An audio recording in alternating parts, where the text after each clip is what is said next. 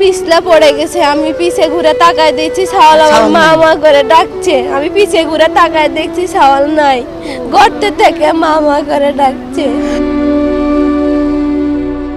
২৭ December ২০১৪ মানে ১০ বছর আগে ৬০০ ফুট গভীর নলকূপে পড়ে গিয়েছিল ৪ বছরের শিশু জিহাদ। তখন দেশের মানুষ রাতভর তাকিয়েছিল উদ্ধার অভিযানে। ২৪ ঘন্টা পর উদ্ধার হলেও জিহাদ এই দুনিয়া ছেড়ে চলে গিয়েছিল।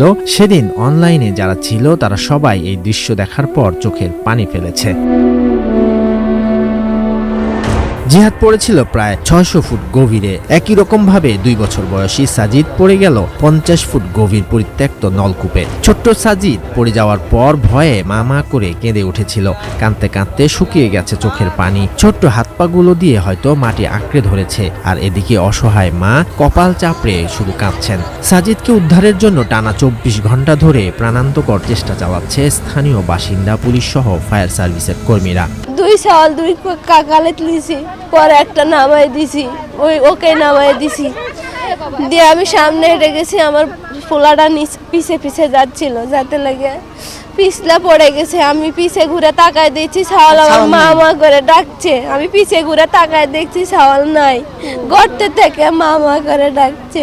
মায়ের পেছন পেছন হাঁটছিল শিশুটি, কিন্তু তারপর পলকের মধ্যেই সেই সাধারণ দৃশ্যটি রূপ নিল এক দুঃস্বপ্নে। হঠাৎ গভীর নলকূপে পড়ে যায় শিশু সাজিদ। পড়ে যাওয়ার অনেক পরে আসে ফায়ার সার্ভিস। নলকূপের পাশে ভেকু মেশিন দিয়ে গর্ত করে সেখানে সুড়ঙ্গ তৈরি করে উদ্ধার কাজ চলছে। সার্চ ভিশন ক্যামেরা দিয়ে তাকে দেখার চেষ্টা করা হয়েছে। বাঁচাতে অক্সিজেন সহ সেখানে ভেন্টিলেশনের ব্যবস্থাও করেছে ফায়ার সার্ভিসের কর্মীরা। আর মা আবার আসছিল ছেলে ওটা ট্রলিটা ঠেলে দিতে দিয়ে আসে, দেখে তো একটা ছেলে কুলে নিয়ে যাচ্ছে, ট্রলিটা ওখানে বাইলকে নামা ফেলে দিছে।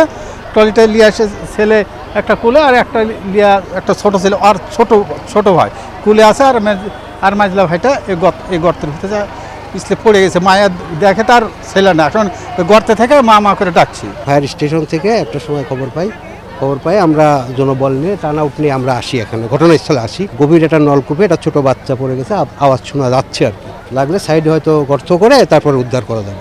আমাদের ফায়ার ব্রিগেড থেকে আমরা 3টা ইউনিট, চাঁপাইনবাবগঞ্জ, রাজশাহী এবং তানোর, আমরা 3টা ইউনিট এসে আমরা এখানে কাজ করছি। সাজিদকে হারিয়ে দিশেহারা মায়ের চোখে অঝরে ঝরছে কান্নার স্রোতধারা। ঘটনাস্থলের পাশে অবস্থান করা হাজারো লোকেরা জীবিত ও সুস্থভাবে যেন সাজিদকে উদ্ধার করা হয় এজন্য দোয়া করছেন। কালকে বিকেল 4টা থেকে আমাদের উদ্ধার অভিযান শুরু হয়েছে। বর্তমানে আমাদের 8টা ইউনিট উদ্ধার কাজে ঘন্টা আগে এক্সকাভেটরের মাধ্যমে মাটি কাটা কাজ শেষ হয়েছে। এতে 35 ফিট পর্যন্ত মাটি কাটা হয়েছে। তা আমরা কালকে আমাদের সার্চ ভিশন ক্যামেরা দিয়ে আমরা দেখলাম যে আমরা ভিকটিমের সাথে আমাদের দেখা হয় নাই। আমরা অনুসন্ধান চালাচ্ছি ওখানে কোনো আটকা পড়ে আছে কিনা। তো এর মধ্যে যদি না পাই তাহলে আবার 35 ফিটের পরে যে আন্ডারগ্রাউন্ডে চেষ্টা করতে হবে।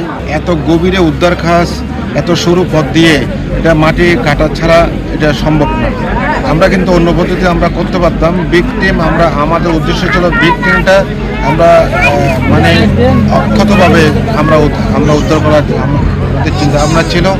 এখন যেহেতু পাওয়া যায় কিনা জানি না, এই 35 ফিটের মধ্যে যদি পাই তাহলে তো ভালো, না হলে আর গভীরে আবার যেতে। প্রযুক্তি বেড়েছে, বাজেট বেড়েছে, লোকবল বেড়েছে। উদ্ধার দল পৌঁছাতে, ব্যবস্থা নিতে, অভিযান শুরু করতে কেন এত সময় লাগছে? সাজিদকে উদ্ধারে রাষ্ট্রের সর্বোচ্চ শক্তি কি ব্যবহার করা হচ্ছে? জীবন কি এতই সস্তা, নাকি দায়িত্বশীলতার জায়গাটাই হারিয়ে গেছে? এমন সব প্রশ্নের জবাব কি আছে কারো কাছে? শরীয়তুল্লাহ, বৈশাখী সংবাদ।